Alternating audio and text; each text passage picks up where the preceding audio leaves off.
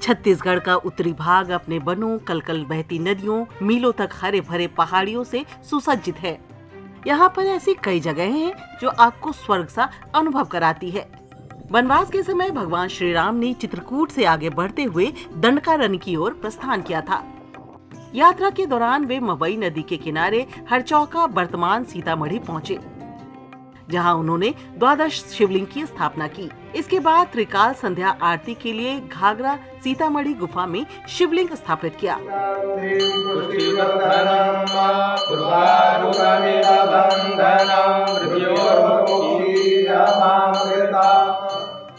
यहाँ की गुफाएं धरती के नीचे पीली बलुआ पत्थरों को काट कर बनाई गई है।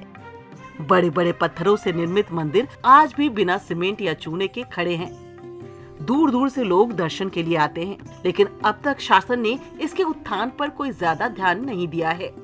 लोग दूर दूर से आते हैं, हम सब भी आते हैं। लोगों को कहना है कि जो यहाँ मांगता है मन्नतें पूरा होती है। पहले सीता जी वहाँ ठहरी थी कि बाद में ठहरी, इसको तो अपन नहीं बता सकते, लेकिन वह पांडव काल की है, क्योंकि वहाँ बड़े बड़े पत्थरों की मूर्ति बनाए गए हैं। आज भी देख करके कोई ये देखता है कि पत्थरों को किस तरह से वहाँ न कोई सीमेंट लगा है, न कोई चूना लगा है, और वह खड़े मौजूद हैं। लेकिन वहाँ बहुत दूर दूर से लोग आते हैं, दर्शक, पर्यटक, लेकिन आज वहाँ शासन की ओर से कोई सुविधा नहीं दी गई है। ये भी था कि 16 करोड़ रुपए इशू हुआ, सीतामढ़ी वहाँ रोड बनेगा, वहाँ का भविष्य बनाएंगे, लेकिन अभी तक कुछ नहीं हुआ। और इतना सुंदर पर्यटक स्थान है, आज भी जाके देखिए। सीतामढ़ी के नीचे से ऊपर तो पहाड़ दिखता है, लेकिन अंदर जाइए वहाँ त्रिलोकीनाथ, 3 शंकर जी की मूर्ति है, और सामने काल भैरव की मूर्ति है जो दरवाजे में खड़े हुए चाबुक लिए। फिर इधर बजरंगबली और इधर सीताराम हैं, और इतना सुंदर स्थान है। आज तक शासन ने किसी प्रकार का वहाँ कोई न सहायता, न कोई रोड। तब भी बहुत दूर दूर से लोग आ रहे हैं, दिल्ली, कलकत्ता, बॉम्बे, हर जगह से जो जैसा देख रहे हैं।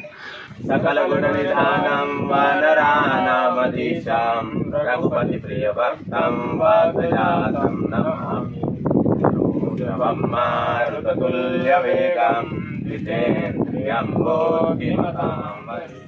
घाघरा आश्रम की गुफाओं की बनावट अद्भुत है। चट्टानों को काटकर ऐसे कमरे बनाए गए हैं जैसे विश्वकर्मा ने स्वयं ही अपने हाथों से तराशे हों।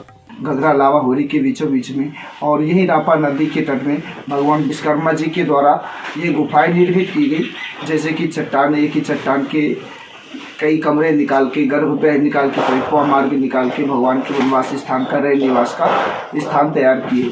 तो विश्वकर्मा जी के द्वारा ये स्थान तैयार हुआ भगवान के वनवास के लिए, और भगवान श्री राम जी, भैया लक्ष्मण और माता सीता जी के द्वारा, तीनों के द्वारा यहाँ भी 3 शिवलिंग स्थापित की गई।